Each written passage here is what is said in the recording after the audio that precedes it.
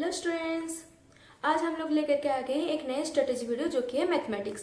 कौन कौन से चैप्टर पढ़ने से आप लोग 80 आउट ऑफ 80 भी रख सकते हैं। अगर अभी तक आप लोगों ने कुछ नहीं पढ़ा है तब भी कोई से आप लोग कौन कौन से चैप्टर पढ़ के एक अच्छा स्कोर कर सकते हैं जो कि 65 प्लस रहेगा। ठीक है, सिर्फ पास होने के लिए कौन कौन से चैप्टर्स पढ़ने हैं, एक्स रेगुलर स्टूडेंट्स के लिए सिनेरियो क्या रहेगा, मतलब कोर्स ऑफ स्टडी वालों का क्या रहेगा, एग्जाम पैटर्न क्या रहेगा, उस सब के बारे में हम लोग डिटेल में डिस्कशन करेंगे। So hello students, welcome to my PMS and let's get started the video. Mark distribution, कौन कौन से यूनिट से कितने मार्क्स आएंगे, एग्जाम पैटर्न क्या रहेगा, ये ऑलरेडी हम लोग आप लोगों को बता चुके थे। ठीक है, और कौन से चैप्टर को कैसे प्रिपरेशन करना है वो सब भी हम लोग बता चुके हैं। इसके अलावा जो इंपोर्टेंट क्वेश्चन सीरीज है वो भी हम लोग का पैरेलली चल रहा है। ठीक है, तो आज के वीडियो में हम लोग डिस्कशन कर रहे हैं कि अगर आप लोग पूरा प्रिपेयर हो चुके हैं, मतलब एक बार अगर आप लोगों ने कोर्स खत्म कर लिया है तब आप लोग का स्टेप्स क्या रहेंगे। अगर अभी तक आप लोगों ने पूरा कोर्स खत्म नहीं किया है, बस कुछ ही चैप्टर्स किया है, तब आप लोग का स्टेप्स क्या रहेंगे। और अगर आप लोगों ने अभी तक कुछ नहीं पढ़ा है तब आप लोग का स्टेप्स क्या रहेगा, उस सब के बारे में डिस्कशन करेंगे। तो जो फर्स्ट कैटेगरी स्टूडेंट्स हैं, कुछ लोग होते हैं जो कि अभी तक सारे कोर्स उन लोगों का खत्म हो चुका होगा। ठीक है, तो जिन लोगों का सारा कोर्स खत्म हो चुका है वो लोग 4 स्टेप को ध्यान में रखेंगे। तो first one is revise formula, सारे फॉर्मूला को अच्छे से रिवाइज करना है। ठीक है, उसके बाद अगर आप लोग सारे चैप्टर्स को पढ़ चुके हैं, मतलब आप लोगों ने अभी तक कुछ भी स्किप नहीं किया है, तो सारे चैप्टर्स को अच्छे से रिवाइज करना है। ठीक है, फॉर्मूला को याद रखना है, चैप्टर्स को अच्छे से रिवाइज करना है, और जो क्वेश्चन आंसर आप लोग सॉल्व करेंगे उसके प्रॉपरली आप लोग को स्टेप्स करना है। ऐसा नहीं है कि हाँ ठीक है ये तो आंसर ऐसा ऐसा है, मुझे तो आ रहा है, हाँ यहाँ से यहाँ करूंगी, ये करूंगी और यहाँ से आंसर आ जाएगा, इसे छोड़ नहीं देना है, उसको माइंड में सॉल्व नहीं करना है। पेन पेपर लो, अच्छे से सारे स्टेप को सॉल्व करो लास्ट तक। ठीक है, और सॉल्व फुल्ली, मतलब लास्ट तक आप लोगों को सॉल्व करना है क्वेश्चंस बहुत सारा। इसके अलावा आप लोग PIQ भी सॉल्व करेंगे, 1 मार्क क्वेश्चंस भी सॉल्व करेंगे, और सारे एग्जाम्पल्स को तो ऑलरेडी आप लोग कर चुके होंगे। और एलिमेंट्स ऑफ मैथमेटिक्स बुक और NCERT, ये दोनों बुक को आप लोग को फॉलो करना है। अगर आप लोग एलिमेंट्स ऑफ मैथमेटिक्स खत्म कर चुके हैं तो NCERT को भी एक बार आप लोग सॉल्व कीजिए। ठीक है, उस क्वेश्चंस को लगाइए, उतना डिफिकल्ट क्वेश्चंस नहीं रहता है, उसको लगाइए। उसके बाद जो PIQ करेंगे आप लोग, CHSE का भी PIQ करेंगे और CBSE का भी PIQ आप लोग को करना पड़ेगा। ठीक है, ऑलरेडी आप लोग कोर्स खत्म कर चुके हैं तो ये सारे स्टेप्स आप लोग फॉलो करिए।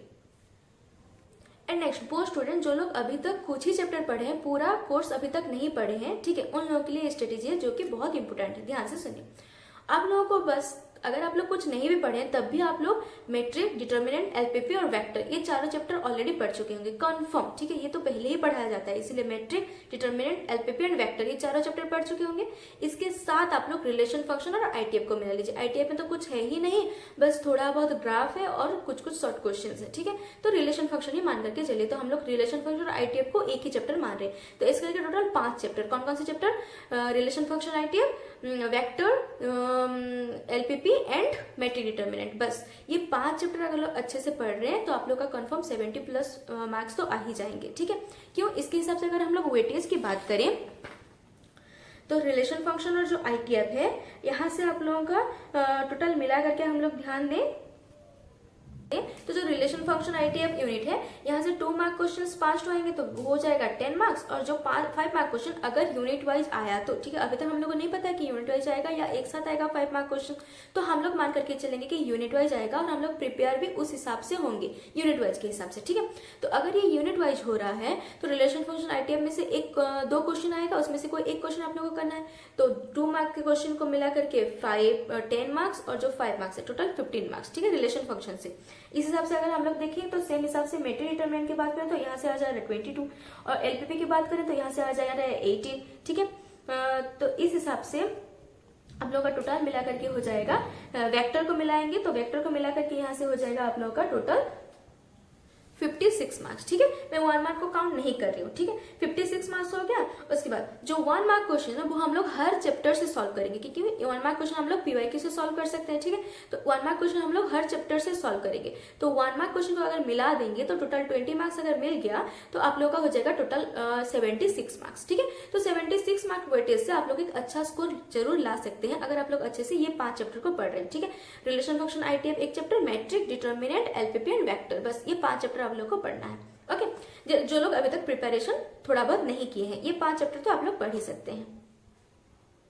तो अब बोलेंगे कि जो 1 मार्क क्वेश्चन वो कहाँ से प्रिपेयर करेंगे, वो प्योरली हम लोग पीवाईक्यू से प्रिपेयर करेंगे। ठीक है, एक पीवाईक्यू सॉल्व करना है और एनसीईआरटी बुक्स में जो 1 मार्क क्वेश्चन है उस सबको अच्छे से सॉल्व करना है। मिसलेनियस में जो भी क्वेश्चन है उस सबको अच्छे से सॉल्व करना है। अगर हम लोग पीवाईक्यू एलिमेंट्स के जो 1 मार्क क्वेश्चन, एनसीईआरटी के जो 1 मार्क क्वेश्चन है, सीबीएसई पीवाईक्यू भी अगर हम लोग सॉल्व करते हैं तो सारा मिला करके हम लोग का 1 मार्क क्वेश्चन आराम से सॉर्टेड है। वो हम लोग 20 में से इजीली हम लोग 18 तो ला ही लेंगे। ठीक है, तो क्योंकि आप लोगों का 80 मार्क का एग्जाम है, जो थ्योरी में आप लोगों को पास होना है 24 ला करके। ठीक है, तो अगर सिर्फ आपको पास होना है तो आप लोग बस 3 चैप्टर को अच्छे से पढ़ेंगे, वो है मैट्रिक, डिटर्मिनेंट, एलपीपी। ठीक है, ये 3 चैप्टर अगर आप लोग अभी तक कुछ भी प्रिपरेशन नहीं किए हैं, थोड़ा बहुत भी कुछ भी प्रिपरेशन नहीं हुआ है, नीलबट्टे सन्नाटा के फॉर्म में है, तो आप लोग ये 3 चैप्टर प्रिपरेशन करेंगे, मैट्रिक, डिटर्मिनेंट एंड एलपीपी। ये तीनों में से आप लोग का वेटेज आएगा ऑलमोस्ट 34 मार्क्स का। ठीक है, इसके साथ आप लोग 1 मार्क्स तो सॉल्व करेंगे ही करेंगे, 1 मार्क्स तो हम लोग को सॉल्व करना ही करना है, तो वो 20 को मिला देंगे, तो उस हिसाब से आप लोग 40-45 मार्क्स की एग्जाम आप लोगों के लिए है। ठीक है, उसमें से आप लोग 24 तो आसानी से ला सकते हैं, मतलब अगर बस आपको पास होना है। इसके साथ अगर एक वेक्टर आप लोग पढ़ रहे हैं तब तो अच्छा स्कोर हो जाएगा। अगर आप लोग अभी तक कुछ नहीं पढ़े हैं उसके हिसाब से आप लोग का अच्छा स्कोर हो जाएगा। बस मैट्रिक, डिटरमिनेंट, एलपीपी पढ़ना है, उसके साथ बस एक वेक्टर को आप लोग मिला लेंगे एज ए बोनस। नेक्स्ट, अगर हम लोग एक्स रेगुलर स्टूडेंट्स की बात करें जो 2022 तक रजिस्टर्ड हैं, तो वो एक्स रेगुलर स्टूडेंट के जो प्रैक्टिकल सब्जेक्ट्स हैं, ठीक है, फिजिक्स, केमिस्ट्री, बायो, जो प्रैक्टिकल सब्जेक्ट्स हैं उसके एग्जाम न्यू पैटर्न के हिसाब से होगा, जो न्यू पैटर्न अभी 2025 में है।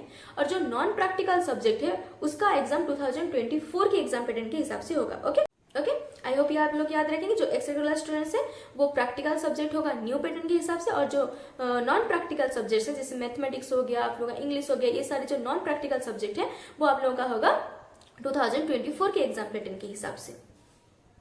तो अभी हम लोग को पता चल रहा है कहाँ से पढ़ना है, कैसे पढ़ना है। ठीक है, एनसीईआरटी को भी फॉलो करना है, एलिमेंट्स को भी फॉलो करना है। उसके बाद अगर एक बार आप लोग का कोर्स अच्छे से कंप्लीट हो रहा है उसके बाद आप लोग सैंपल पेपर लगाएंगे। वो कैसे लगाएंगे, एकदम टाइम को मैनेज करके 3 घंटा बैठेंगे, अच्छे से सारे क्वेश्चन को सॉल्व करेंगे। 3 घंटा में जितना सॉल्व हुआ जैसे एग्जाम देते हैं उस हिसाब से पूरा आप लोग प्रैक्टिस करेंगे। उसमें से क्या हो जाएगा, टाइम मैनेजमेंट हो जाएगा। ठीक है, आप लोग को ध्यान देना है कि टाइम मैनेजमेंट कैसे करना है, कौन से क्वेश्चन को कितना देना है। जैसे 1 मार्क क्वेश्चन को आप लोग मैक्सिमम 30 सेकंड या 1 मिनट दे सकते हैं। ठीक है, 1 मार्क क्वेश्चन किस तरीके से रहेगा, अगर कोई क्वेश्चन में ज्यादा टाइम लग रहा है, मतलब 2 मिनट में हो रहा है, मतलब कोई एक क्वेश्चन रहेगा जो कि 1 सेकंड में हो रहा होगा। ठीक है, उस हिसाब से टाइम मैनेजमेंट के हिसाब से ही क्वेश्चन रहता है, इसलिए 1 मार्क क्वेश्चन को ज्यादा टाइम नहीं देना है। अगर 20 क्वेश्चन है तो आप लोगों का ऑलमोस्ट 20 मिनट्स में हो जाना चाहिए। ठीक है, उससे कम में हो जाना चाहिए, एक्चुअली 15 मिनट्स में ही हो जाना चाहिए। ज्यादा से ज्यादा हम लोग बोल सकते हैं कि हम 1 मार्क क्वेश्चन को हम लोग 20 मिनट्स दे सकते हैं। जो 2 मार्क्स क्वेश्चन वो भी एक क्वेश्चन को 2 मिनट से ज्यादा नहीं लगेगा। ठीक है, तो इस हिसाब से अगर हम लोग देखेंगे तो आप लोग उस हिसाब से टाइम मैनेजमेंट कीजिए। ठीक, बहुत इंपॉर्टेंट है मैथमेटिक्स में टाइम मैनेजमेंट करना। अगर एक क्वेश्चन में ज्यादा फंस जा रहे हैं तो उसको स्किप करके दूसरा वाला क्वेश्चन में जाइए। ऐसा नहीं होना चाहिए कि अगर एक क्वेश्चन में फंस रहे हैं तो उसको ही करते बैठेंगे, ये एग्जाम है। अगर एक क्वेश्चन में ज्यादा टाइम लग रहा है then skip it and other question आप लोग करेंगे। एक बार वो सब सॉल्व हो गया उसके बाद आप लोग वापस इसमें आएंगे। अगर इसमें ज्यादा उलझ गए तो ये क्वेश्चन भी नहीं बनेगा और जो क्वेश्चन आप लोग को आ रहा होगा वो भी छूट जाएगा। ठीक है, तो इसीलिए अच्छे से टाइम मैनेजमेंट करने के लिए 3 घंटा बैठेंगे और सारे सैंपल पेपर्स को हम लोग लगाएंगे।